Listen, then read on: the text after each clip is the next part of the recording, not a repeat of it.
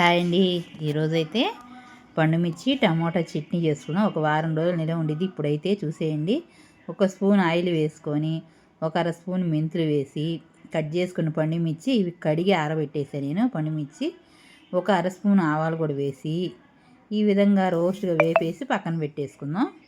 ఇప్పుడైతే ఇంకొక spoon oil వేసుకోవాలి. నేనైతే ఒక అర స్పూన్ వేసాను, సరిపోలే, మళ్ళీ వేసుకోవాలి.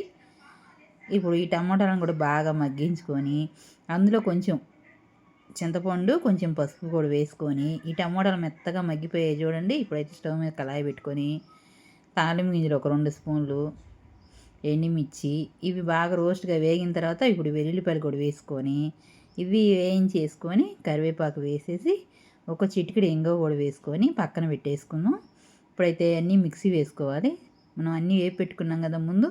ఇప్పుడు మిక్సీ వేసుకోవాలి. సాల్టు, వెల్లుల్లి రెమ్మలు కూడా వేసుకొని ఇది కొంచెం మెత్తగా పట్టుకోవాలి.